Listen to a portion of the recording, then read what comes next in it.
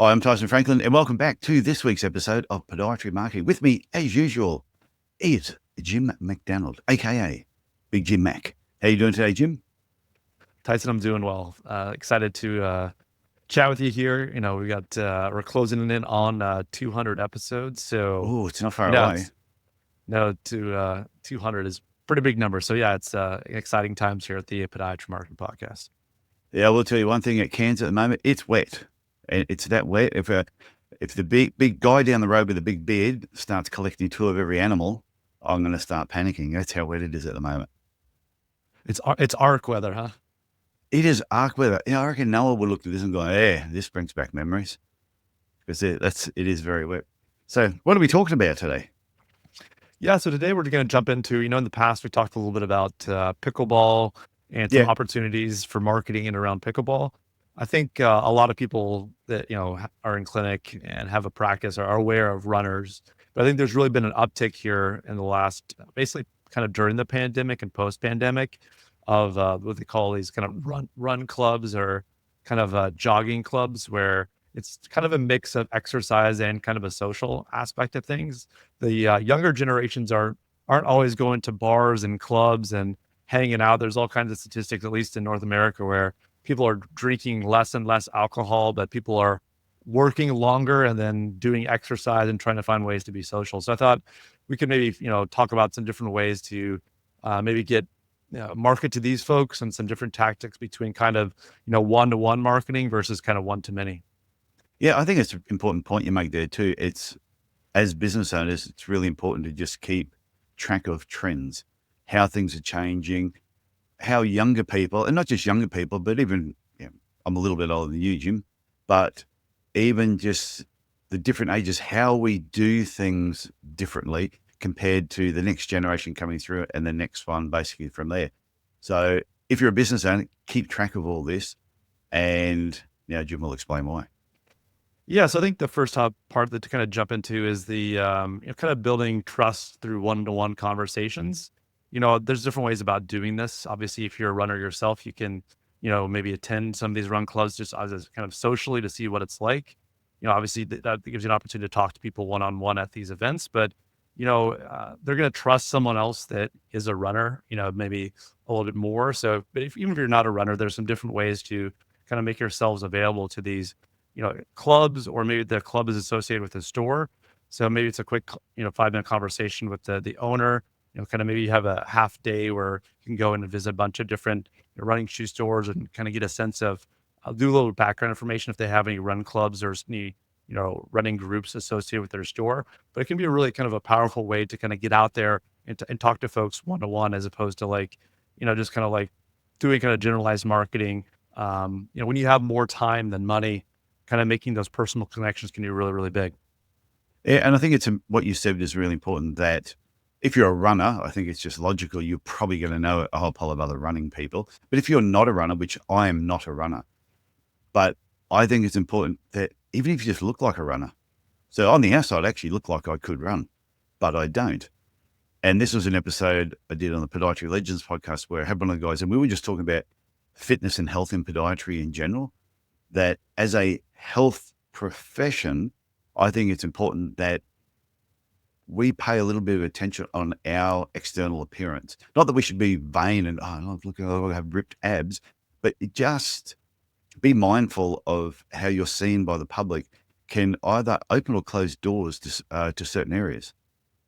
No, I think that's exactly right. I think if you're not, taking care of yourself or kind of taking care of your own health or have an interest in health, it's going to kind of shine through, right? If they are, severely overweight or don't have any kind of background in any type of sport, people are going to kind of sniff that out, and it's not going to feel as authentic coming from someone that doesn't at least have their own, you know, healthy regimen or exercise regimen. So having somewhere like that can be a real kind of confidence booster for other folks. Like you said, you don't necessarily have to be a runner yourself, but if you have knowledge of the local marathon, or if you volunteered, or if you have a friend or a family member that's kind of in the running scene, at least Mm. knowing kind of those kind of hallmark races or competitions around the community can be a good way of just kind of bridging that gap a little bit. I know that when I lived in Oregon, obviously we hosted a lot of the Olympic trials events, but there's also like a big marathon in the spring.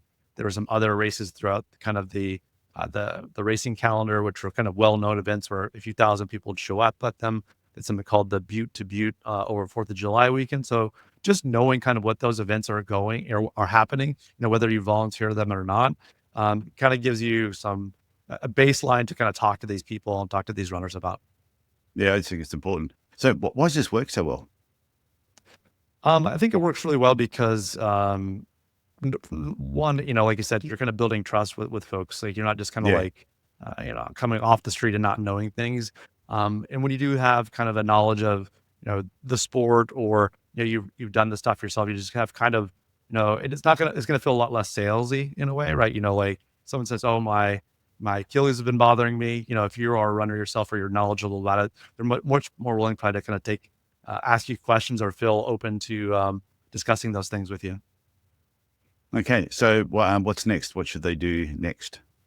Yeah. So next is kind of switching from that kind of one-to-one interaction to kind of a one-to-many educational opportunities.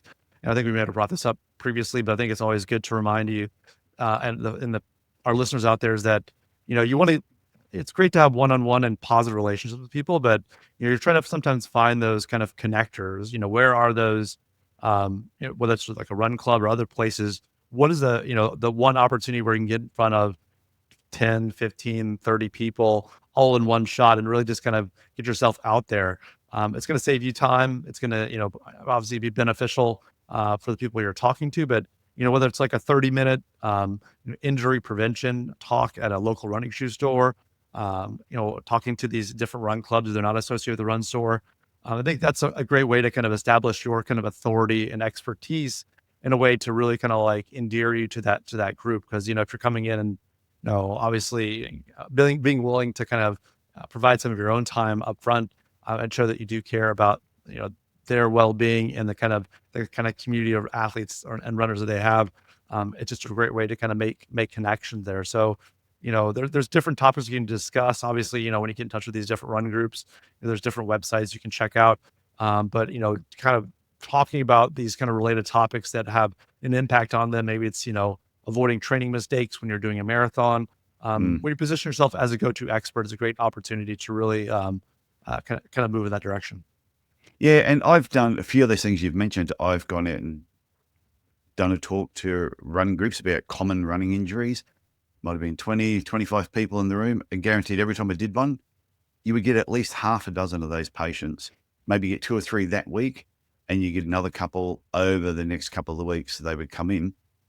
But even those patients that then came in, the word of mouth that you got from them was great as well. But I've also done one where not so much a running club, but just a sporting group went in and did some strapping demonstrations and had over 200 people in the room one day while I was doing these strapping techniques. Talk about pressure. Didn't want to mess up there. But every time you get out there and you do one-to-many, you always get a really good response from it. No, I think that's a great point. Like you talked about, kind of the more you can get in front of those folks, and this kind of leads into point number 3 is that there can be kind of a ripple effect of these community activities, right? When you're getting in front of 20, 30, or 200 people, yes, you have a chance to kind of build that expertise and rapport with the people in the room that day. We were sticking around a little bit later to ask one-off questions and just, having your business card available or just some other tips and techniques I would probably recommend people consider when they go to these types of things, just kind of that awareness piece. But then that kind of ripple effect is that, maybe that person isn't dealing with an injury right now, but, their spouse is at home with plantar fasciitis and couldn't make it to the run that time. Or, they have a brother or a sister or a family friend or a coworker who's struggling with some type of either running injury or just a foot injury in general. And by getting out there and kind of helping them get back to training, not only do, you kind of spread some awareness, but then if, someone does actually make an appointment with you and they have a great result, that could be another catalyst for this kind of positive word of mouth, whether it be just word of mouth or digital word of mouth, where people are leaving positive reviews that have, things like keywords about running and sports medicine. So, while, a newsletter, social media, the run clubs will sometimes have those channels. So, you can sometimes utilize those channels as well to help kind of amplify your reach. And maybe it does attract people from just even beyond the club. So every personal success story or every opportunity you have to get in front of people is not just necessarily that people in that room that one time. There's ways to make, inroads and awareness about all the type of care you provide that can be spread by word of mouth, or like I talked about, digital word of mouth through reviews or through those clubs' social media channels. Yeah, I think the newsletter thing you mentioned is really important, because I know each time I did a talk to a running club or another sporting group, it would be in their newsletter probably 4 to 6 weeks leading up to it, saying podiatrist from, Price Podiatry is going to be, they're going to be talking, and they give the title, what the talk is going to be about, or what the presentation or the goal was for that actual talk. And that's what increased the number. So even the group of people you had sitting in front of you, there were probably dozens more that actually saw the newsletter that didn't arrive, but they still heard about you. So the benefit you get from marketing in all these different channels is amazing. No, absolutely. And that kind of leads into the point number 4, and that being that, when you do have these different groups have to find some way to coordinate, communicate, right? Sometimes it's on a Facebook group, sometimes it's on an email newsletter, maybe it's sometimes a group chat, but this does lead to opportunities for strategic sponsorships, or, taking some leadership roles if you're more into that. But when you have these strategic, sponsorship opportunities, meaning that, a lot of these groups are kind of homegrown. Sometimes they are associated with the store, but maybe it's just like a group of people that get together kind of organically. And you can ask about, do they have someone sponsoring their own newsletter? Because, if they have, maybe it's 50 or 100 runners that are, getting their kind of weekly train, we're meeting on Monday at the park, and Tuesday, there's sometimes, 2 or 3 different times they're meeting, and there has to be some consistent communication between these folks.